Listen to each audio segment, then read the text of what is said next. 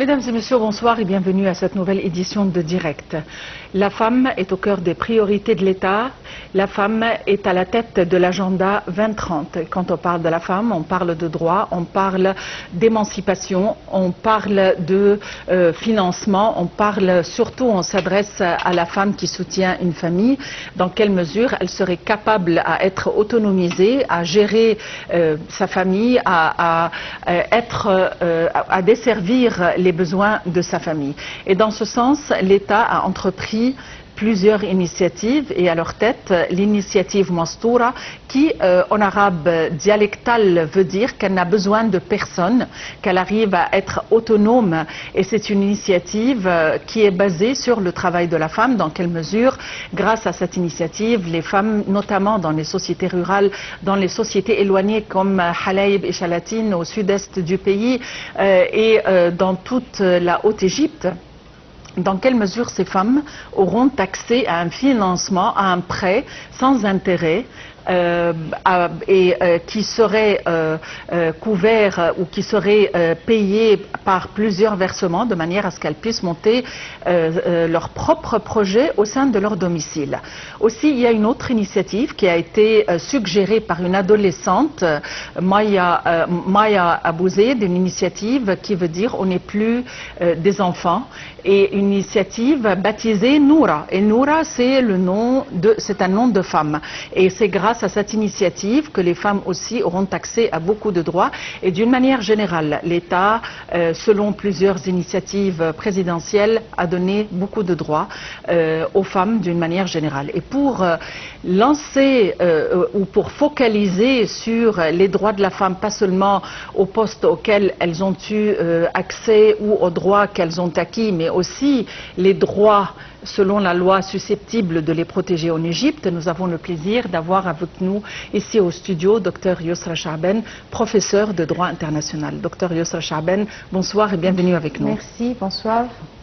Docteur Yousra Chaaben, plusieurs initiatives ont été lancées en faveur de la femme, susceptibles de les autonomiser de manière à ce qu'elles puissent être indépendantes, qu'elles n'aient pas peur de divorcer, qu'elles n'aient besoin de personne. Oui, alors, on aimerait jeter la lumière un petit peu sur l'idéologie, sur l'essence de ces initiatives. Tout d'abord, ces différentes initiatives, elles viennent dans la philosophie ou l'idéologie de la stratégie des femmes 2030. Cette stratégie égyptienne nationale pour les femmes, elle est consistée de 4 axes. Parmi ces axes, y compris ces axes, il y a l'axe économique, financier, l'axe de protection, l'axe politique, l'axe de l'autonomisation.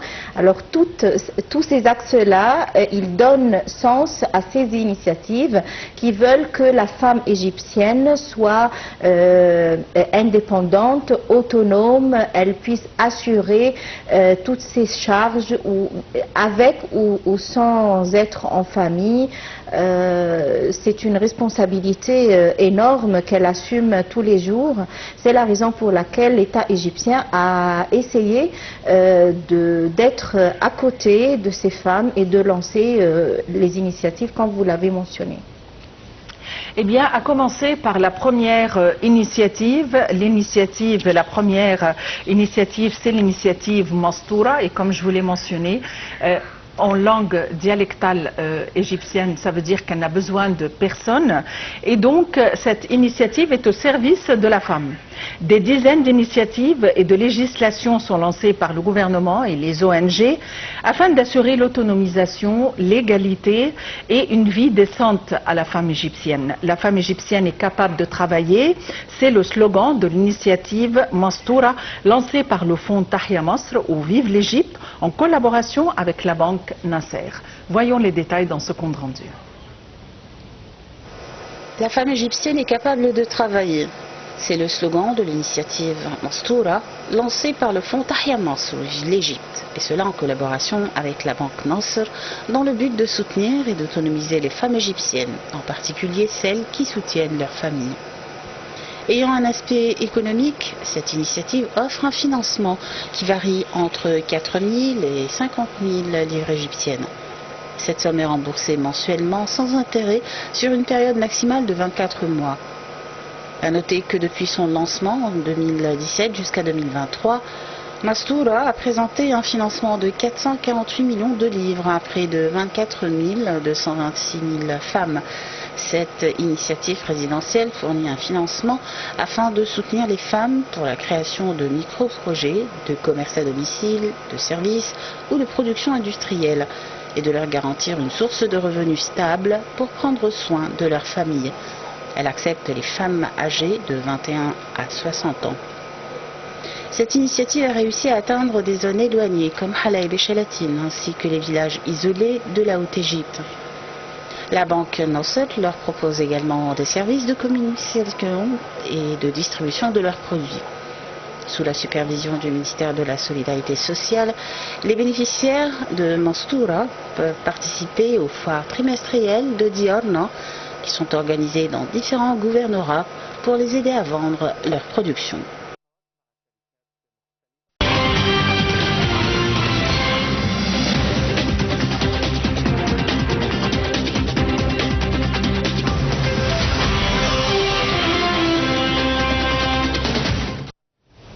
Docteur Yousra Chaaben, pour que ces initiatives soient effectives et que les femmes puissent en profiter, il faut aussi que ces femmes soient protégées par des lois, n'est-ce pas? Donc récemment, il y a eu des amendements et il y a eu des lois qui ont été promulguées pour les protéger. Oui. Par exemple, la philosophie déjà de ces lois, elle commence des articles mentionnés à la Constitution égyptienne de 2014. Les articles, par exemple, l'article 11 qui consiste ou qui cite l'égalité homme-femme, l'article 17 qui prévoit la présentation des services sociaux pour les femmes. Alors, toutes les lois ou le cadre juridique égyptien, il vient souligner ou mentionner les articles mentionnés ou cités dans la constitution égyptienne. Parce qu'en droit, au tout début de la hiérarchie des normes, on a comme une pyramide en droit. Tout en haut, on a la constitution dans tout système juridique. Alors, toute loi doit être conforme à la Constitution. Alors toutes les lois qui sont venues renforcer, par exemple, la sanction de l'harcèlement, y compris l'harcèlement physique ou l'harcèlement moral, elles viennent pour être alignées avec les articles mentionnés à la Constitution égyptienne de 2014. Par exemple, ou citant en particulier la sanction de l'harcèlement qui a renforcé la sanction de l'harcèlement, qui a transformé le délit à un crime, qui a renforcé la sanction de 5 ans à 10 ans de prison et qui peut être doublée en cas de domination, c'est-à-dire s'il s'agit d'un parent et un enfant, s'il s'agit d'un mari et sa femme, s'il s'agit d'un fonctionnaire pour son employé, par exemple, fonctionnaire pour son employé, employeur et employé, ainsi de suite. Alors, ces crimes les sanctions de ces crimes ont été renforcées pour donner plus de protection à la femme. Ce qui vient aussi à la lumière de la stratégie nationale de la femme égyptienne 2030 et à la lumière de la constitution égyptienne de 2014. Voilà. Il y a eu aussi d'autres lois concernant des actes qui avaient trait à la société, et notamment dans les sociétés les moins privilégiées, les sociétés rurales où il y a moins d'éducation, où il y avait aussi moins d'éducation, et des actes qui étaient contre la femme. Oui, par exemple, l'intimidation, ce qu'on appelle en arabe tanamur, cet acte est devenu déjà un crime, ce qui n'était pas le cas. Et la sanction de cet acte, c'est la détention de 6 mois et l'amende de 30 000 livres égyptiennes en cas cet acte. Par exemple aussi, je cite, mais d'une façon un peu large, la loi pour l'investissement. Par exemple, ça c'est une précision qu'on ne jette pas habituellement la lumière, mais c'est un amendement très important parce qu'on a donné à la femme égyptienne l'égalité pour être un investisseur au nom de la loi, comme le citent les premiers articles à la loi de 2017 pour l'investissement, pour être au même pied d'égalité pour hommes-femmes, pour l'investissement aux yeux de l'État égyptien. Je cite aussi ce qui concerne pour la protection de la famille en général, l'enlèvement. La sanction de l'enlèvement a été aussi, l'enlèvement pour les enfants, a été aussi renforcée pour arriver à 10 ans de prison et un montant aussi d'amende de livres égyptiennes. Aussi, je cite en l'occurrence également la loi pour la protection des handicapés, ou les femmes handicapées en particulier.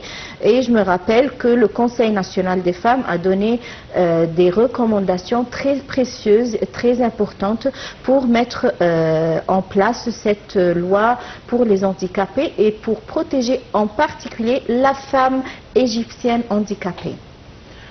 Nous allons revenir sur ça d'une manière plus détaillée, mais à présent, il y a une autre initiative aussi qui a été lancée, l'initiative baptisée Noura, qui a été lancée selon la suggestion d'une adolescente, Maya Abouzid, mais pour l'instant, nous allons vous retrouver dans quelques instants.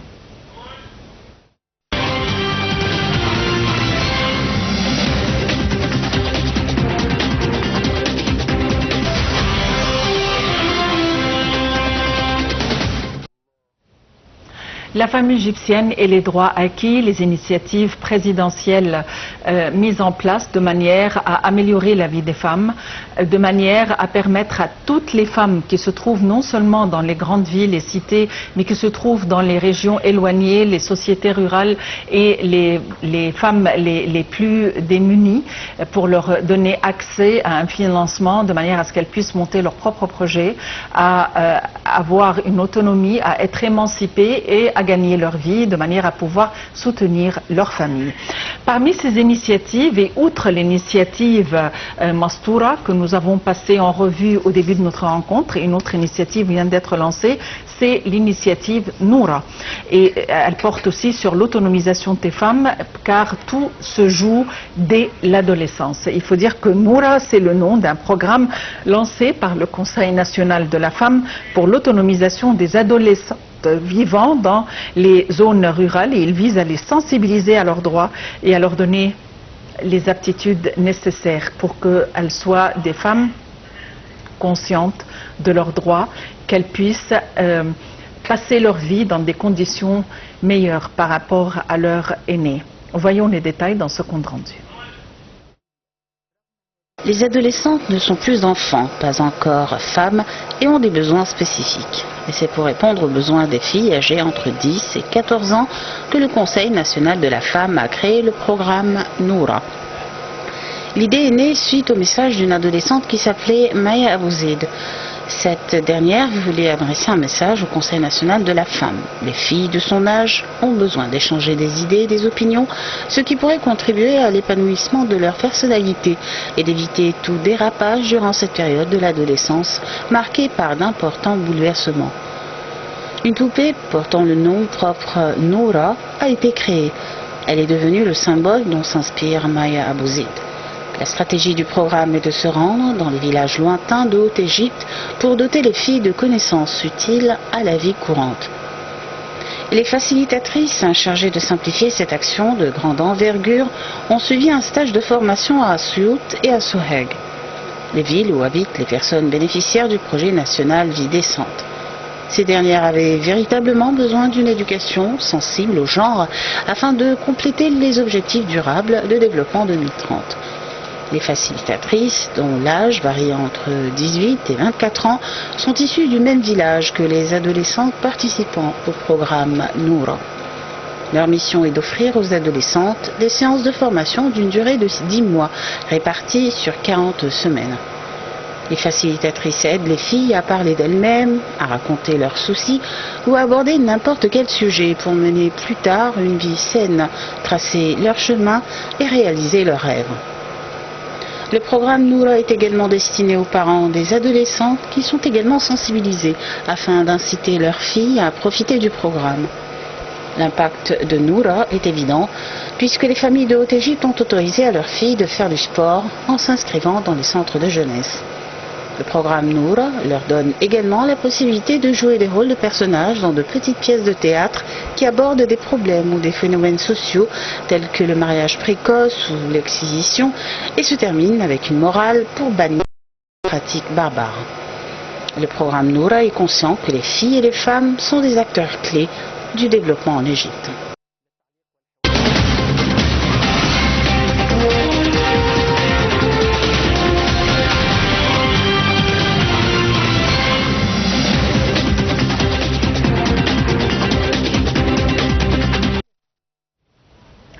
Ces initiatives aident ces femmes, ces initiatives constituent un canal à travers lequel ces femmes voient le jour. Docteur Yousra Chaaben, vous êtes professeur de droit international. Dans quelle mesure l'université aide les jeunes filles d'une manière générale, les adolescentes éduquées, et aussi dans quelle mesure l'université est une tribune pour les femmes à travers ces activités? Il est important déjà de vous dire que dorénavant, nous avons des unités pour les femmes, pour anti-harcèlement et pour la protection des femmes dans toutes ou presque toutes les universités égyptiennes, y compris par exemple l'université Ain Shams.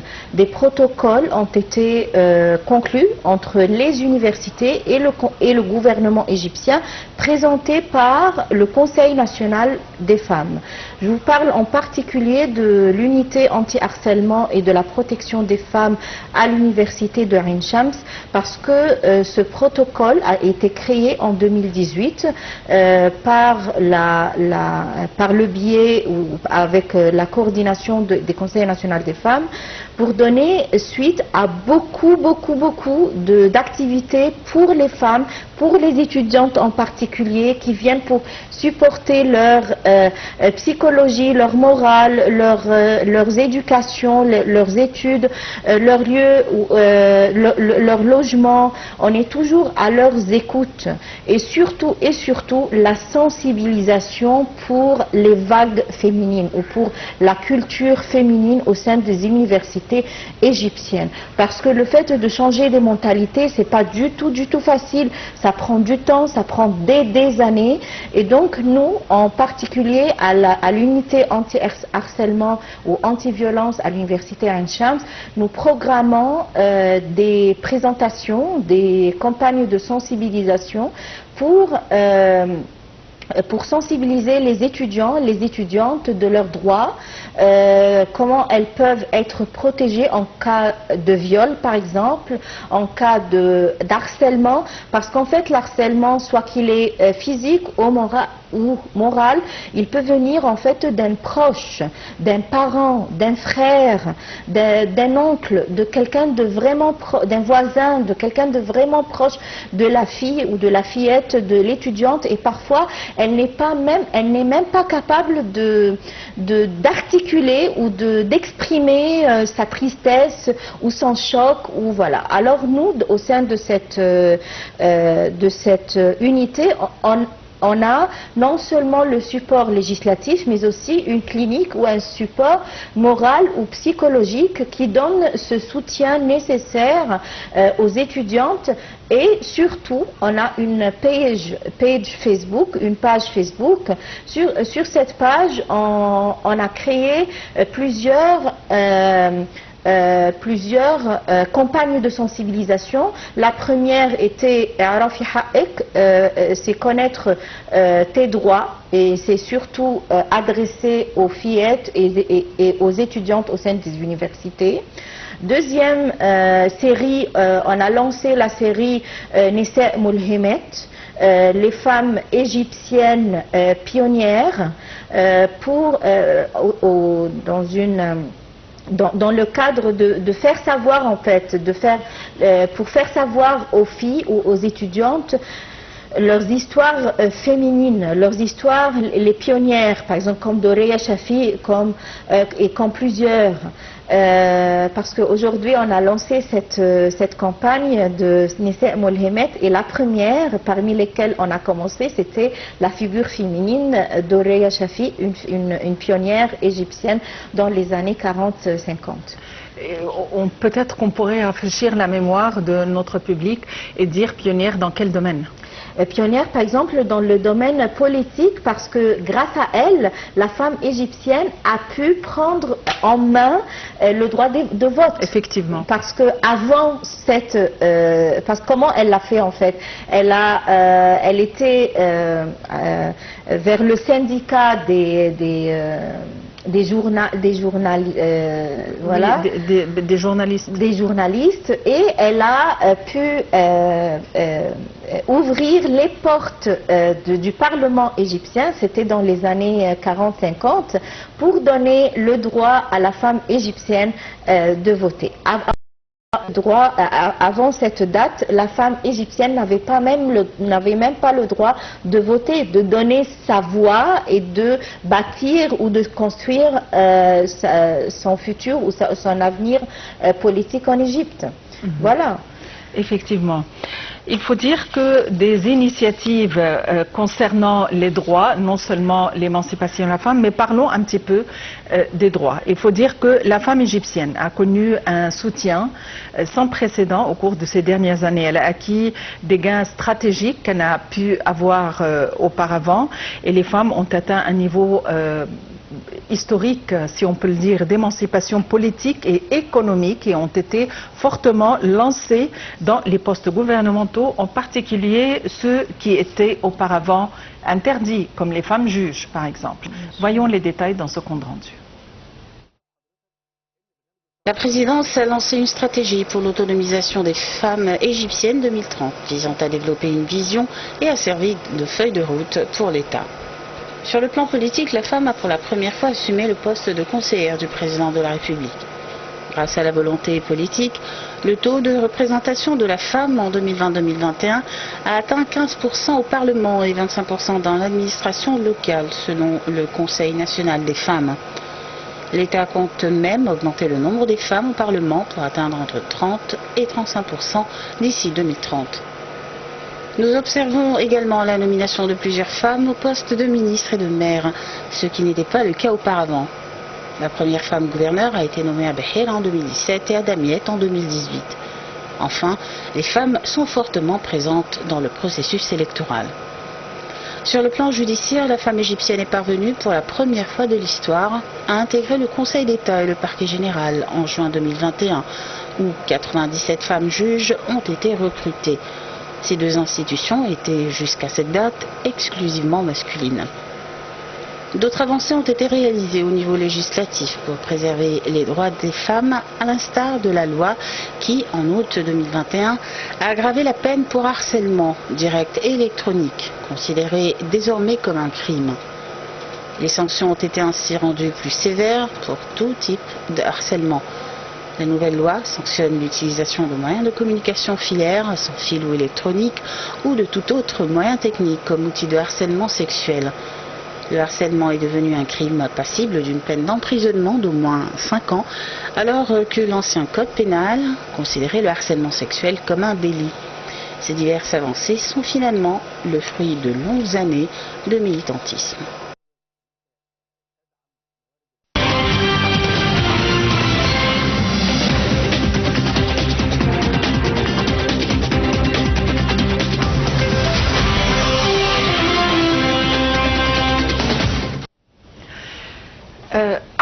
Ces lois qui ont non seulement protégé la femme, mais aussi une volonté de la Égyptienne, une volonté politique de propulser les femmes au devant de la scène vers des postes auxquels elles n'avaient pas d'accès auparavant. Ah oui. Et aussi, nous maintenons cette égalité au niveau des salaires entre les femmes et les hommes, une égalité au niveau des droits qui n'existe pas dans d'autres sociétés, même dans les sociétés développées. C'est vrai que ça devient de plus en plus remarquable, comme on a mentionné dans ce rapport, que ça vient avec beaucoup d'années et beaucoup de militantes qui ont pu ou qui ont essayé de mettre en place ces droits. Par exemple, ce qui est vraiment remarquable, c'est la femme juge. Avant 2021, on avait juste des cas particuliers qui sont nommés par le président de la République comme juge. Mais on n'avait pas l'accès direct et initial au Conseil d'État et au parquet général. À partir de 2021, c'est grâce à l'initiative du président de la République et de la volonté politique de donner plus de place pour la femme au sein de l'autorité juridique et judiciaire en général. On a donné l'accès initial, c'est-à-dire dès le début, les diplômés ou les diplômés avec EMUE, accent aigu, EMUE, elles peuvent présenter déjà leur dossier devant le conseil pour être recrutées devant le Conseil d'État et le parquet général, ce qui n'était pas du tout le cas auparavant, du tout, jusqu'à 2021, c'est vraiment récent. Moi, je trouve que c'est une très grande victoire. Parce que parmi les axes principaux de la stratégie 2030 pour le développement durable et pour la femme égyptienne, il y a l'axe autonomisation. Autonomisation politique et économique, etc. ne viendra jamais si cette femme n'a pas un poste important dans ce pays. Elle doit être assurée financièrement et politiquement pour qu'elle soit forte et pour qu'elle puisse avoir en main sa volonté et être capable de protéger soi-même et ses enfants ou sa famille ou tout proche en fait. Ça ne vient jamais sans l'indépendance. Et je souligne ceci, l'indépendance financière de la femme. C'est la raison pour laquelle on a ces sortes d'initiatives et surtout on jette la lumière où on met le focus sur ces initiatives pour le sens économique parce que les femmes ne seront jamais émancipées, ne seront jamais fortes sans être indépendantes financièrement. Si elle est toujours sur une tutelle ou une curatelle, elle ne serait jamais juge, elle ne serait jamais dans un poste de fonction ou de haute fonction. Docteur Youssa Charben, vous êtes professeur de droit international.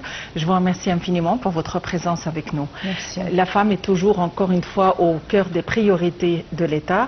La femme est propulsée au devant de la scène et pour qu'elle puisse être propulsée au devant de la scène et pour qu'elle puisse trouver son chemin, il faut qu'elle soit protégée par des lois. Il faut qu'elle ait un statut